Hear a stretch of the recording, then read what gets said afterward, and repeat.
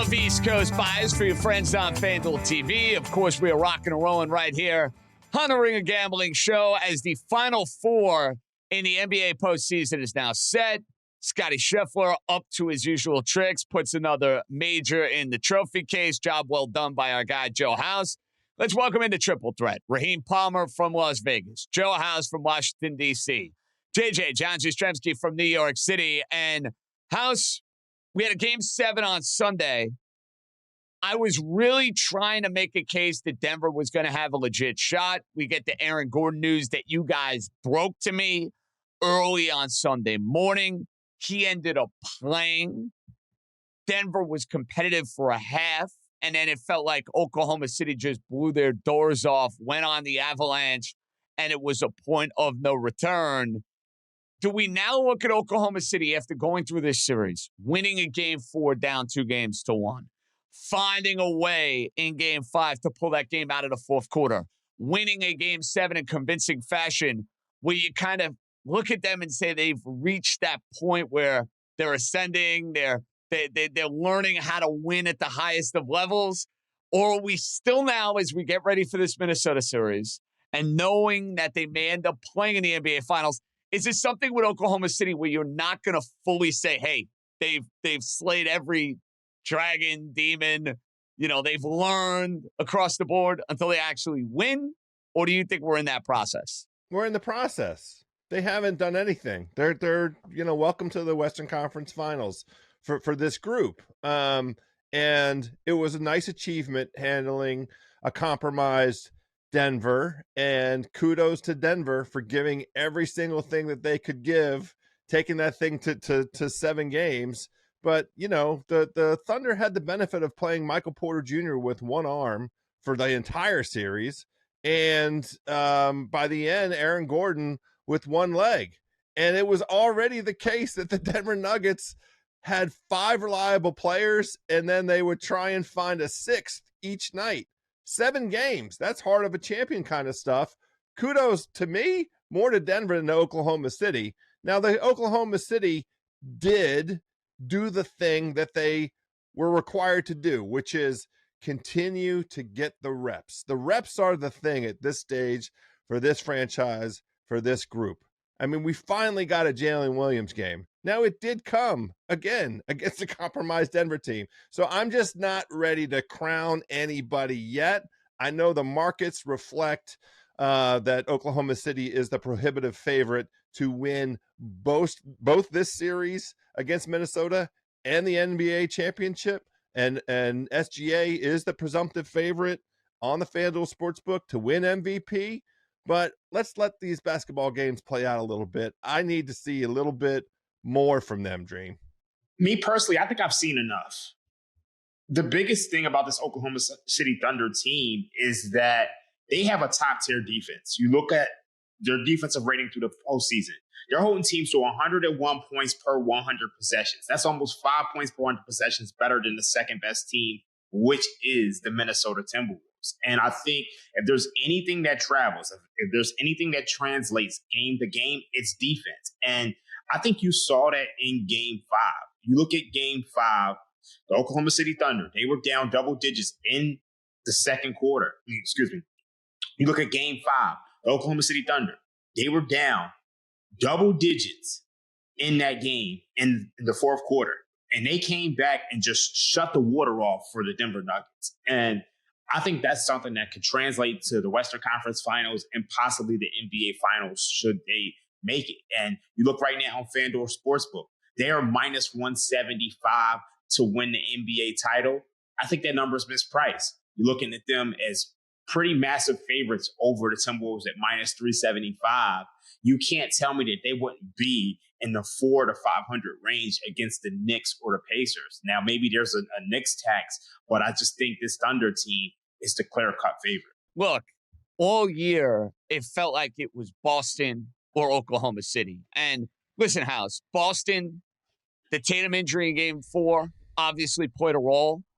But at the end of the day, I got to stop you. That Tatum injury did not play a role, no. Well, here's why I say it played a role. I didn't finish. Finish. I'm sorry. The Knicks were going to be up 3-1. Trust me, I'm wearing a hat. The Knicks were still going to win the series, Raheem. But you want to tell me, hey, game 6 maybe goes differently. Maybe it's a different, whatever the case may be. There's that great unknown. The bottom line is they were going to be facing elimination. They were going to have to win 3 consecutive games. What I'm getting at is this. Boston and OKC, House, they were like the 2 teams we were looking at saying, hey, they're the best. We expect to see them. Boston had the adversity to go their way. First with Porzingis, who was a shell of the player he was last year. Boston's offensive approach absolutely killed them in game 1 and game 2 of the Knicks series. And Oklahoma City, facing adversity, answered the bell. But it was against a very compromised team. Like, don't get me wrong, Joker's amazing. Jamal Murray, when he is on, is impossible to guard, and he's a tough handle. Now, though, they're going to go up against a well-oiled machine in the Minnesota Timberwolves that's had a ton of rest, that has a superstar player, that has a lot of dip they can throw their way. I'll throw it to you this way, House. Will the Denver series be the toughest series that Oklahoma City plays for the remainder of this postseason? Not even close. I think this Minnesota series is the series. This is the test because, to your point, JJ, this Minnesota team is deep.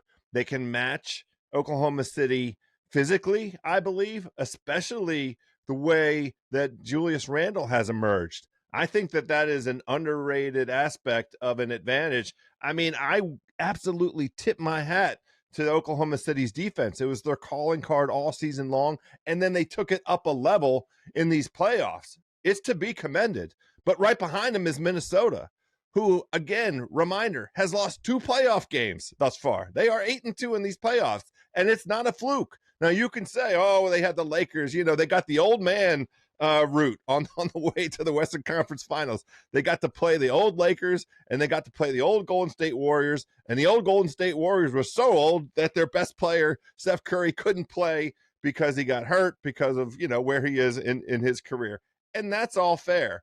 But I am for sure absolutely thrilled that we have Oklahoma City and Minnesota, both of these teams in this collision course, because part of the thing that people have been thinking about in the context of that Boston run, and now that, we're in this position of trying to put a bow on it, possibly, is the run that Boston had last year, they caught teams that were compromised. 100%. And so, no question. There are no excuses. We're going to see Minnesota, who was in the Western Conference Finals last year. I think they're improved. I think they're an improved version of the Timberwolves compared to last year, Dream. And so I'm in very much in the camp of looking for value on the Timberwolves. Oh, so you're taking the Timberwolves? Well, save that, because we are going to dive into all the ins and outs of Game 1 and the Western Conference Finals, and I don't want Joe House 8 minutes into the pod spoiling some good fun for the fine folks who are listening. So we call that a little lean. But Raheem, bigger picture here. Think about this Final Four in the NBA. Knicks have not won a title since the early 1970s. The Indiana Pacers have never won an NBA title. The Oklahoma City Thunder, it's been a long time coming for them after escaping the KD exodus and Russ and Harden. They have not won an NBA title. Minnesota has not won an NBA title. You got a bunch of long-suffering franchises in varying degrees.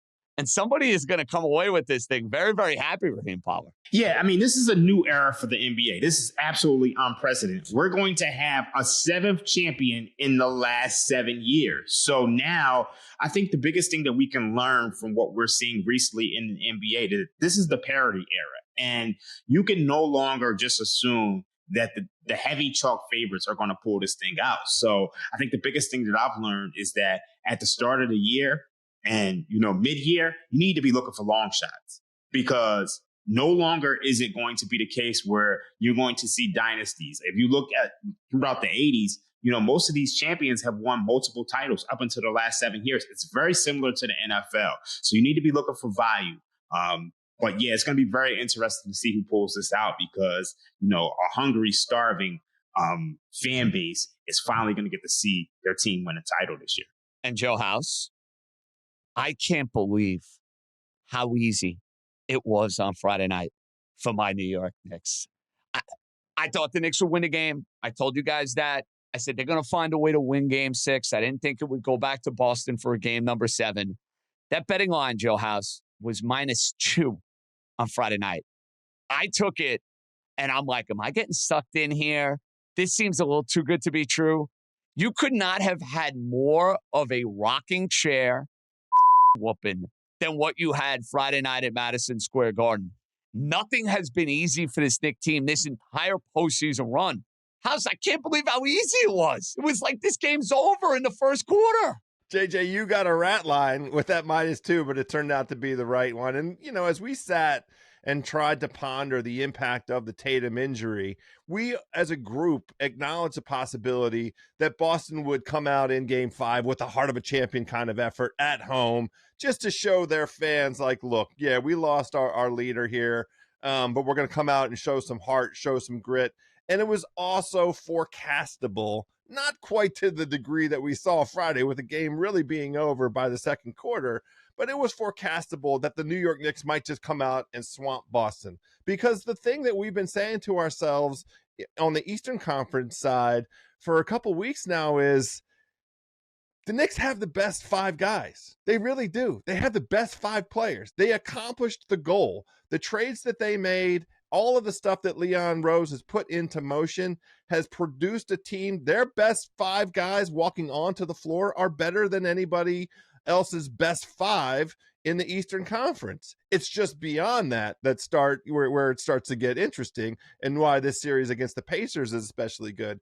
But the best 5 showed out, and put the Boston Celtics down. So that's what happened on Friday night, JJ. Raheem, were you surprised it was that easy? Because it felt like a lot of sharp money was coming in on the Celtics on Friday night. Yeah, there definitely was some sharp money on the Celtics on Friday night. So I was a little surprised. Somebody I really, really trust was all over Celtics +3. And it never was really close. But, I think when you watched the game, you just saw a Boston Celtics team which was just bombed out and depleted. It came out in the news that Jaylen Brown, he's been playing through a torn meniscus. We don't know what's going on with Kristaps Porzingis at all. At some point in time, you just kind of you run out of gas. And I think it's a testament towards this era. Like I said before, 7 champions in seven years. And the interesting thing is that no defending champion in this last 7 years has made it back to the conference finals. Wow. So that tells you the impact of playing a lot of basketball. And some very tough and some very interesting decisions await the Boston Celtics moving forward. The Boston Celtics, as we know it, are done. Yeah, it's going to be a different looking team. It's unfortunate. Not unfortunate for me, but that's okay. It's unfortunate. You're talking about a team that's made 6 conference finals in the last 8 years, 5 since the Tatum and Brown era has begun. And they were going to make some changes even if Tatum was healthy. Because, they weren't going to, pay the second apron tax. But now that Tatum is hurt, it changes the entire calculus. So they're going to have to shed some salary.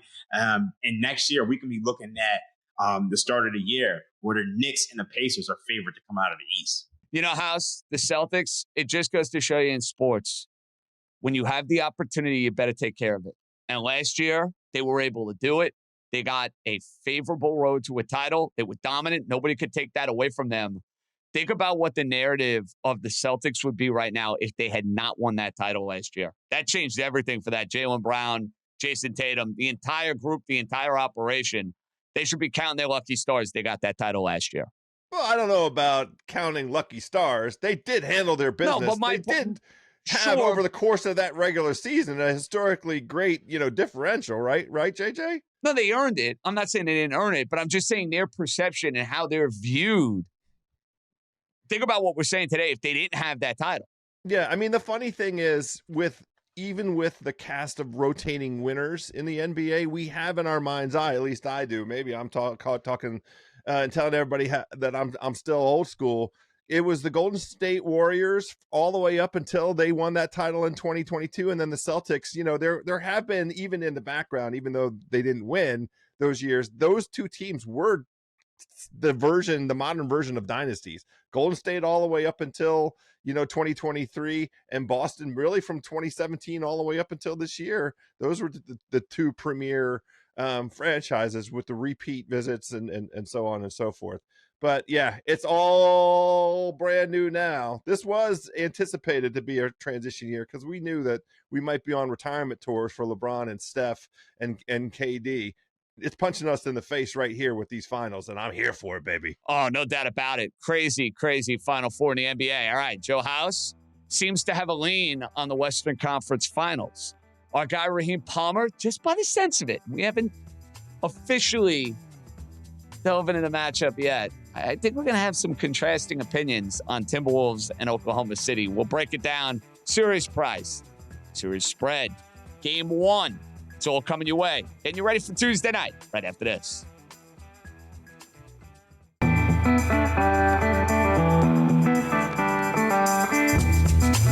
right, gang. It's Oklahoma City and Minnesota. It's so funny because it just goes to show you how things can change in a postseason. The Western Conference was so jumbled at the end of the regular season. This had a very good chance at a time to be a first-round series where I remember saying to myself, Oklahoma City could have their hands full if they get Minnesota in the first round. I wouldn't want to put this Minnesota team in the first round. Minnesota found a way out of the play-in. Minnesota found their way to the Lakers in the 3-6, and the rest, as we say in the business, is history. Well, OKC is a very sizable favorite in this series. They are minus 375 to go and win it. If you want to take the Oklahoma City Thunder minus 1.5 games, that's at minus 162. Timberwolves at plus 2.5 games is at minus 170. House, I understand your point on Minnesota being live to make this a series. I like their depth. I like the experience that they brought back from being in the conference finals a year ago. We'll get into the game 7 fatigue factor that we see with a lot of teams that our buddy Raheem is usually all over for these game one spots. I thought this line would be around 250. It ends up at 375. Sir, make the case for why Minnesota not only spunky in this series. Could you make the case for Minnesota winning this series, House? So let's start with, again, some of the old school way of looking at these series. I'll just put it to you guys. Who's the best player in the series? And to me, I know he's been inconsistent thus far. I prefer Anthony Edwards.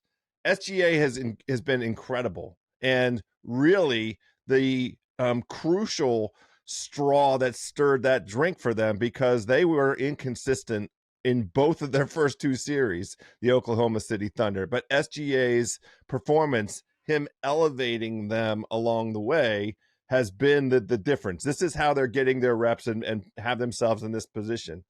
But I'm with Ant. I mean, I saw it last year. See, Ant had the benefit of all of these reps last year. He had that team on his back last year. He knows what it's like to go into a conference final here.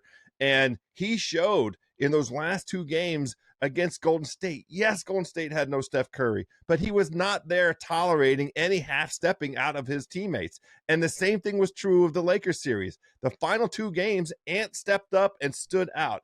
And that, to me, ultimately will be the difference. Now, I just think that the price is crazy. I know the informing math. I know the reason that the models will have Oklahoma City as a 79% favorite, but I think that this Minnesota team has a better than 1 in 5 chance of winning the series. And so that's all. All I'm doing is going ahead and betting on things like the Timberwolves plus 1.5 games at plus 132, the Timberwolves plus 2.5 games at minus 170, this series to go over 5.5 games at minus 140, this series to go 7 games plus 250. I'm in all of those markets because I think that this Minnesota team is built to handle what Oklahoma City can throw at them.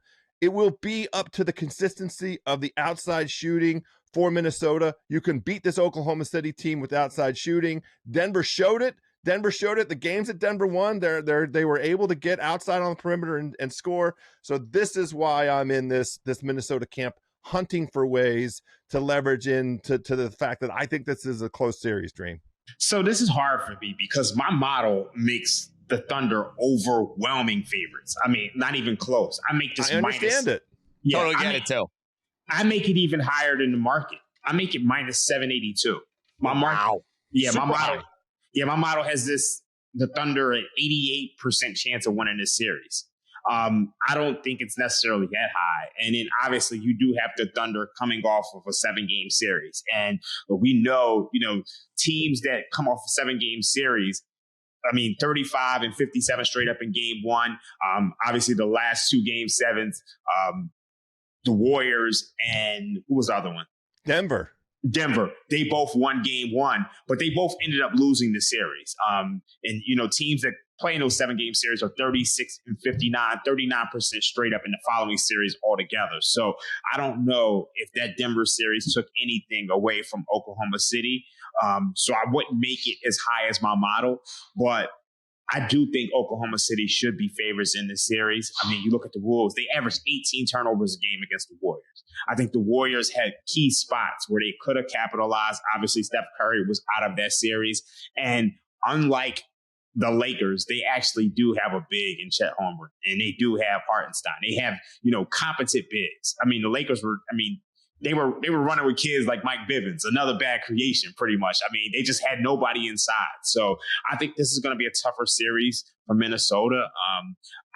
I don't want to lay to minus 375. I think the way to play this is if you like Oklahoma City, just bet them to win the title at minus 170, at minus 175. Well, I get that because if Oklahoma City gets through this particular series, you're not going to see minus 175 when we roll around to the NBA Finals. And listen, House, I totally get the case for Minnesota. They're super deep. They have a lot of competitive fire and spirit in that team. They play together. I think we've seen that in this postseason. They have kind of gotten better as the season has gone along. The bigs, specifically Randall, he's had a phenomenal postseason. And I didn't think Julius Randle, after watching him in his Knick days, necessarily had that within him to go and play at that level in a postseason series. But I think to Raheem's point, they are not going to have the same sort of looks inside that they had against the Lakers, that they had against the Warriors. And that's why, to me, for Minnesota, to have a chance to go and win this thing, and I'm going to play them plus 2.5 games. I think they're going to be in this thing. I just don't get the sense Oklahoma City is going to make quick work of this Minnesota group. I don't see it. I just think this has lengthy series, so the 5.5 games make sense. 2.5 games for the Timberwolves make sense. Minnesota's going to win this series. They have to shoot the ball better than they have. They have to do a better job of taking care of the ball. And Edwards has to be the best player on the floor. Like, this cannot be up and down, topsy-turvy. Edwards having these games where he goes 6 of 24 from the field. They won't win that way. He's got to be, wow, Anthony Edwards. Wow, they got to hit shots that they didn't hit maybe in the Golden State series or they didn't hit in the Lakers series. And don't expect to have that same edge inside. That, to me, has got to be the difference for Minnesota, and they got to get after it defensively with their depth. That's a must. You're absolutely right. I totally agree. I just think that there's a better than 20% chance that some of those things happen. That's all. That's why I think that this price, again, I understand exactly why Dream's model produces what it produces. Oklahoma City beat the living crap out of everybody the entire regular season. And even over the course of this postseason, the version of them that we've seen, has been at times dominant. Not unlike what we saw at the very, they won that basketball game in 2.5 minutes in the second quarter, and the game was over. They went on whatever that was, and at the end of the second quarter, an 18-5 run. I was flipping between golf and basketball. I came back, it was nip and tuck. There was within 5 points, and then all of a sudden it was like a 14-point lead, and that was it. Game was over.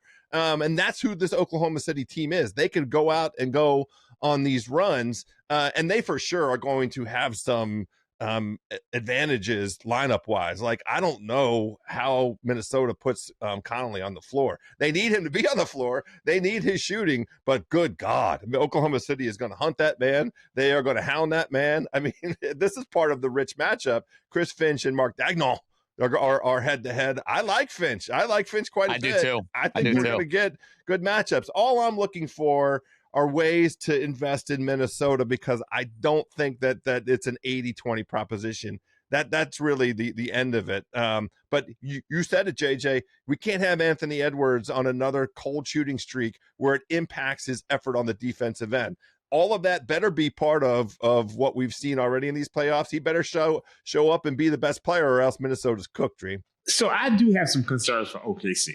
And it really just involves their role players. I mean, you look at their role players, they've struggled to consistently hit open shots. And I don't know when Jalen Williams is going to bring it. It seems like he brings it sometimes. He doesn't bring it other times. But this team is only shooting 31% from three in the postseason. And that's 14th amongst all NBA postseason teams. And we know Minnesota, they have those games to where they can't miss. So it's going to be very interesting to see Oklahoma City. Can their role players show up? So I'm still leaning. I still think Oklahoma City wins this series. But I think the way to play it is the lay to minus 175 on them to win the title. But here's an interesting thing I found on FanDuel Sportsbook. You look at SGA, he's minus 310 to win Western Conference Finals MVP. No value there. You look at Anthony Edwards, he's plus 360 to win Finals MVP. Not a ton of value there because Minnesota is plus 300 to win the series. But Julius Randle is 2,500 to 1 to win Western Conference Finals MVP. And you could argue at certain parts of this postseason, he's almost been better than Anthony Edwards in certain games. So I kind of think that number is a little wrong. So I get that, Raheem. I just don't think he's going to have the same success in this series because of the size that Oklahoma City can throw their way.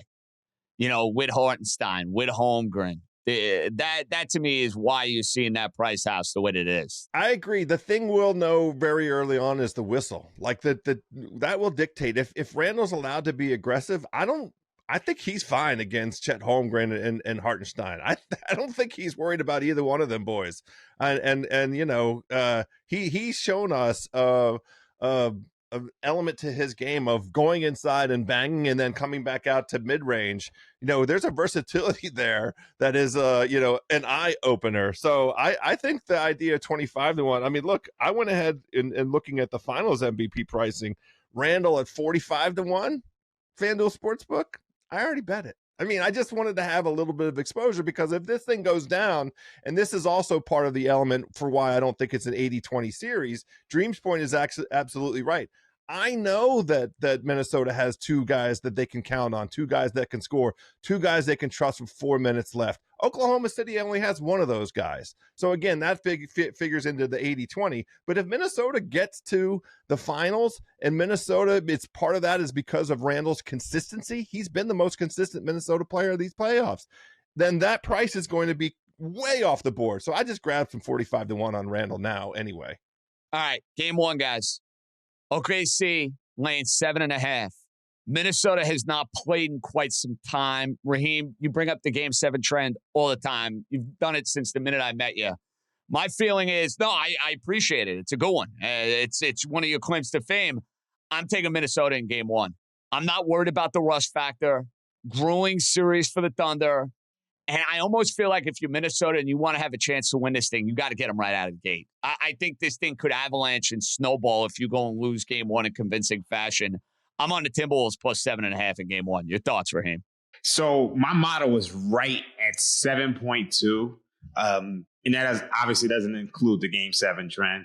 I still need to think this one over. I'm not there yet. I'm going to be honest with you. That's okay. House, can I get you to tail? Timberwolves plus 7.5? I'm there. I think Minnesota wants to come out and make a statement. I think Randall and Edwards have something up their sleeves in terms of like, we are the big boys here. We're going to come out and bully you boys. So I like Minnesota on the money line at plus 245.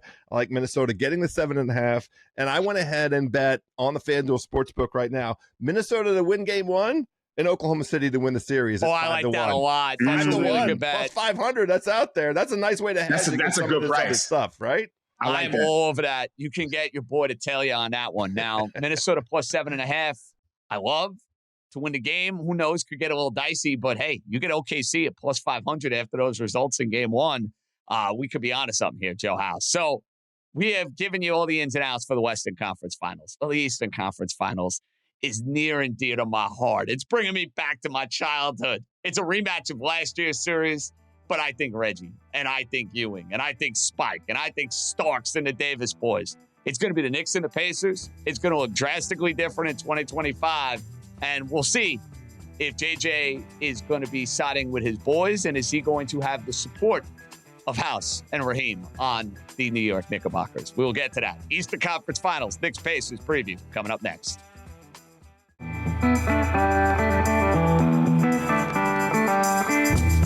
All right, boys, you know I'm stoked for Wednesday. Madison Square Garden, Knicks and Pacers. A rematch of a second-round series from a year ago where the Knicks should have won the series, didn't win the series. OG Anunoby goes down. I would argue both teams are better versions going into this Eastern Conference Final. The Knicks added Karl Anthony Towns and Mikal Bridges. They will have OG Anunoby. And the Pacers are going to have Mathurin. I think Halliburton's playing at a different level. I think Nembhard is playing at a different level.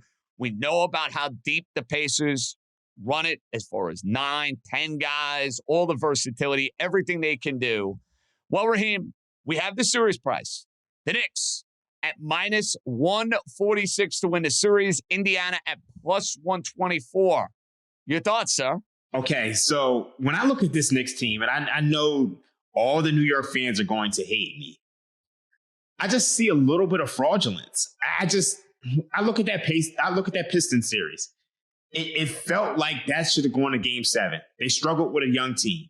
And then you go against the Celtics team, and the Celtics, they lose 3 games in which they were up double digits. And I look at this Pacers team, since the All-Star break, they've been one of the best teams in the league.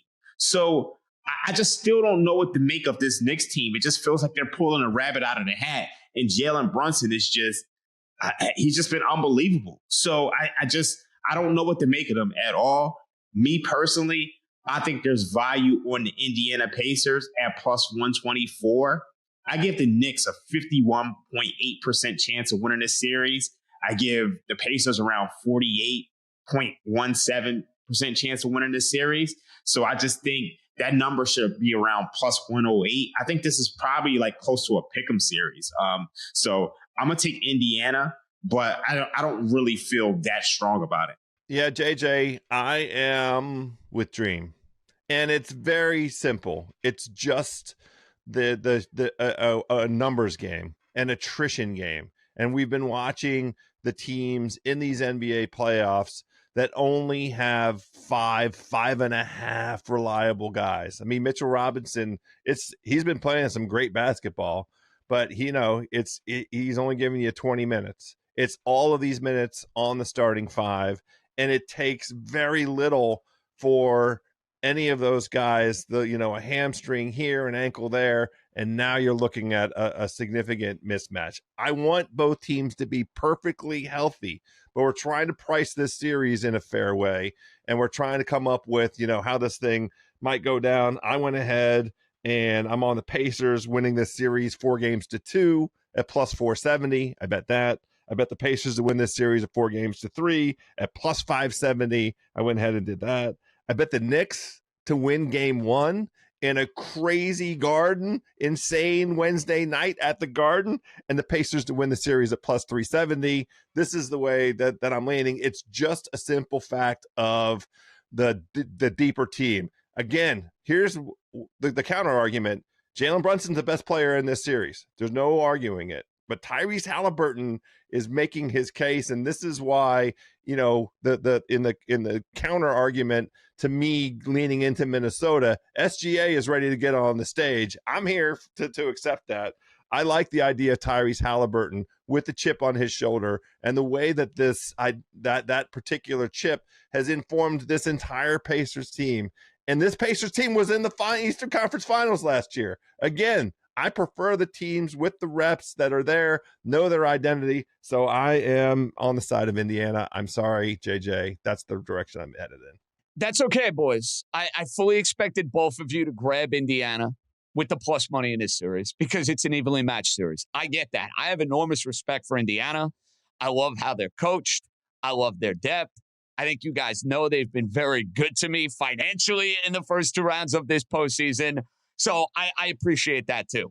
That said, major revenge series for the Knicks. after what happened last year in the second round. The additions of Towns and Bridges, two guys they did not have in that series a year ago. They both had enormous regular season success against the Pacers. Now, I know early in the year, hey, the Knicks were 0-4 against the Celtics and ended up winning the series in 6. So you don't want to get nuts with regular season performance, statistics, result, whatever it might be. But I think those are matchup problems for the Pacers. And I think the physicality of the Knicks house is going to end up being the difference in this series. I don't think Indiana has dealt with that level of physicality from the series they played against Cleveland, the series they played against Milwaukee. They are going to see it from the Knicks, who, by the way, have dealt with the physicality. They saw it in the Detroit series. Detroit, they bodied them. They bullied them. It was a brawl, for goodness sakes. Knicks came out on top. The Boston series had its sense of physicality. Knicks came out on top. And I think that's going to end up being the difference here. I think it's a 7-game series. I think it's back and forth. And I understand your concern about, hey, war of attrition with the Knicks. But House, they get 4 days off, Saturday, Sunday, Monday, and Tuesday. I think that is a big deal for them, number one. Number two, at the end of these games, who's been the more conditioned, well-oiled machine executing in the fourth quarter in the Detroit series and in the Boston series? It's the Knicks. I think they got too much of that working in their favor. And Mitchell Robinson, another guy who didn't play in the Indiana series last year.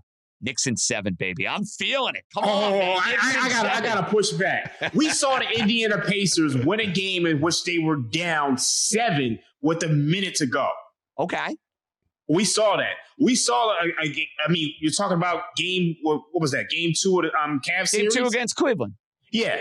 Let's go back to game 6 against the Bucks. They were down. Well, game 5. Yeah, game 5. Game 5 against the Bucks. Let's go back to that. They were down 6 in regulation. Come back. Get it to overtime. They were down, 7 in overtime and came back to win? So both of these teams are well-oiled machines in the fourth quarter. I think ultimately it is a pick'em series. I think it's very close. I think you're probably splitting hairs here, but Indiana has just been the better team since the All-Star break. I mean, like, if I just use post-All-Star break numbers, I actually have Indiana as the favorite. And I get that. Indiana's been great since the second half. They dismantled a 64-win team in the Cavs. And that's not to not give the Knicks. mean, Cleveland, Knicks just beat the Celtics. They just beat the champs. The Celtics, to me, beating the Celtics is a greater achievement than beating this fraudulent Cavs team. It is, Come but on, it's the way the Pacers did it. It was more convincing. But you know what? I think that's part of the element here with the Knicks. Yes, Indiana snaked 2 games, right? And they're never out of these games. That's something we even saw in the regular season.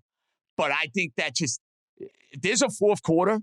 That physicality and Brunson and the way the Knicks get after it defensively, they have not seen that sort of defense, Raheem, from the other 2 teams. You know what? I'm probably not giving the Knicks credit because I'm putting the blame on the Celtics. Like, anytime you're up 20 in games 1 and 2 and lose both of them, and then you're up double digits in game 4 and you lose that too, it's easier for my mind to just say this was all on the Celtics and not give the credit to the Knicks. But you're right. It reeks, House, of a lengthy series. Like, don't we think over 5.5 games is an absolute stone cold lock? Yeah, and on the FanDuel Sportsbook, that price -188. So you got to go ahead and lay it. You got to do it. I mean, I have it. I've already fired on it. That's why it's here available for me to look at right away. And it's why I had the Pacers in the 4-2 and 4-3 range. It's going 6 or 7. No argument at all. The one thing that is tough to navigate is if you go inside the numbers, the Knicks did not play very good defense against Boston in games 3, 4, or 5. And I think this Pacers team is a step up offensively. I mean, in these playoffs, they are the best team, not even close in effective field goal percentage. And all of their role guys have been shooting lights out. Neesmith, 65.2%, with players with at least 100 playoff field goal attempts. Nembhard, 60%. Siakam, 60%. First, second, and third in effective field goal percentage, right? The Knicks, not great defense in any game in that Boston series until game 6. and they swamped the Celtics. There was the talent mismatch was there. So this will be interesting. This will be fascinating, right? This will be where the coaching comes in. Some of these advantages that we're going to see. Can Indiana keep up that hot hand? And it's why, I like the idea of the Knicks holding court in game one, and handling their business with some of the toughness and grit you're talking about, JJ, and Pacers to win the series at plus 370. That's why I like that. Well, place. If you go back to last year, that's the way it played out. Knicks won game one and game two. Indiana came storming back, won a game seven. Raheem, I don't think they'd win a game seven this time around. I think for Indiana to win this series, they want to win it in six. I know people are going to say, they won a game seven last year. The Knicks were so spent. They were so compromised. Anunoby didn't play. I think if these teams are, from a health standpoint, equal, Knicks are not losing another game seven in that building. I don't see it happening. I just don't. So if you're Indiana, you got a great home court. I think you want to win this bad boy in six. Where do you stay in game one, Raheem? Spread is at 4.5. That's telling you to take the Knicks. Or either there's a Knicks tax or the market is just saying take the Knicks. So I would be leaning towards the Knicks in game one. I think that's what the market is telling you. Why do you think that line is telling you to say take the Knicks, out of curiosity? Because I actually have Knicks -2. That's where I have it. So it's just like, and a lot of times I'm not too far off from the market, but if I have Knicks -2 and the market is at 4, I think there's some very sharp people on the Knicks, or there's a Knicks tax. It's one or the other.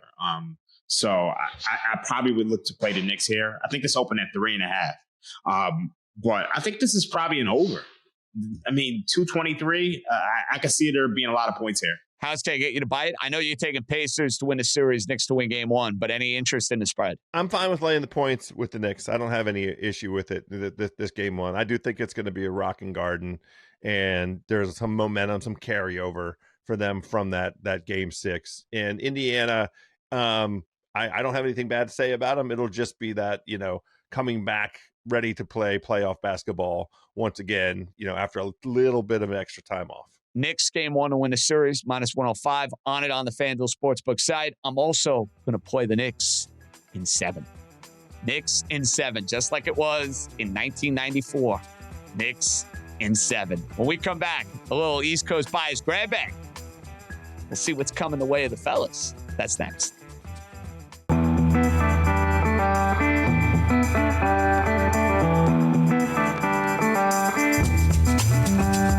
All right, boys, a little grab bag for you. House, we had a golf tournament this weekend in which the best player in the world got to go and flex.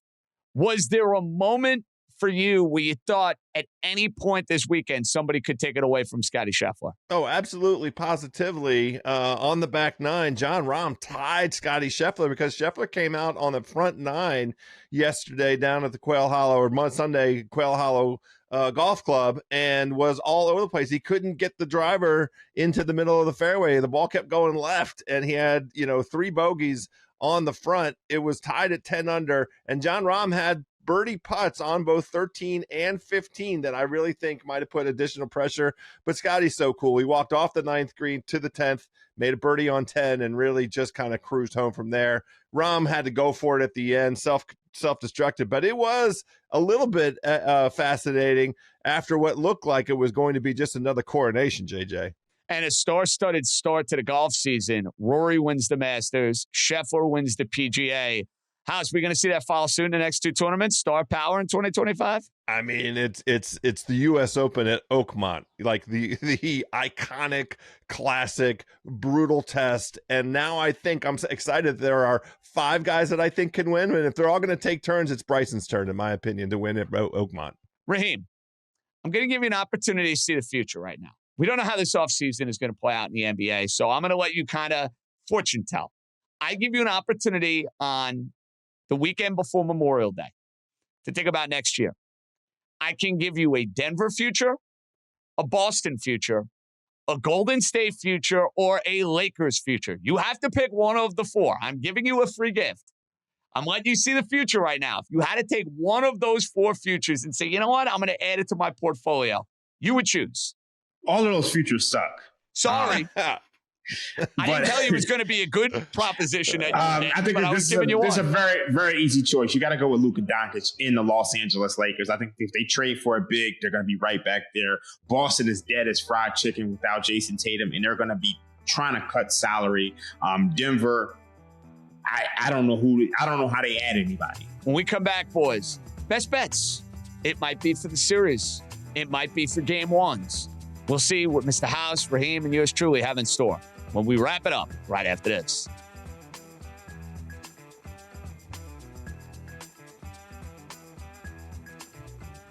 All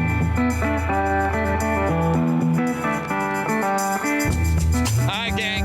Best bet time. Rock and roll. The floor is yours. Jill House, I know you're breaking my heart picking the Pacers already, but you do like the Knicks in game one. Is that a best bet? What are we looking at here? It is not a best bet. My best bet going into this week is the Minnesota Timberwolves on the money line to go into Oklahoma City and show them what playoff basketball is all about. Now, that's a joke. That's a joke. They just finished 7 games, Oklahoma City. That's the reason for why I'm taking Minnesota on the money line. Dreams got the numbers. Dreams model failed us in this conference semifinals. They will not fail us right here in the conference finals. Minnesota on the money line to win game 1 against Oklahoma City, plus 245 on the FanDuel Sportsbook. Woo! Going out with a bang, Joe House. Didn't even give me 7.5 money line. Okay. Gutsy. Okay, Raheem, what do you got? Okay, I got a couple for you. We're going to go to game 1. We're going to go with Jalen Brunson over 28.5 points. If you look at what Donovan Mitchell did to this Indiana Pacers team, I mean, he was out of his mind. You're talking about 33 points in game 1, 48 in game 2, 43 in game 3. I know he only had 12 in game 4? But in game 5, he came back with 35 points. I see no reason why Jalen Brunson can't replicate that at all. Now let's go to a series bet. Tyrese Halliburton is favored to have the most made threes at plus 200. I think I want to take Jalen Brunson at plus 210. I think he has a good chance of, outperforming Tyrese Halliburton. Tyrese Halliburton, he's a guy who likes to get everybody involved. We know Jalen Brunson's going to get some shots up. So, those are my plays. I'm riding with Jalen Brunson. All right, I'm giving you guys 3. Minnesota plus 7.5 game 1. House, I'm not as gutsy as you, but I'm going to grab the points. I think Minnesota will be in game 1. They will cover that number. I'm taking the Knicks to win game 1. Knicks to win the series. Basically getting that at even money. And then last but not least, I am taking the Knicks 4 games to 3 at plus 360 on the FanDuel Sportsbook app. Knicks in 7. That's going to do it for this loaded East Coast Bias. We'll be back after game 1 of the Eastern Conference Finals. We'll kind of reset. We'll see if things have changed, shifted, all that good stuff. Good job by House, Raheem, JJ signing off. See you in 48 hours. Be good, everybody.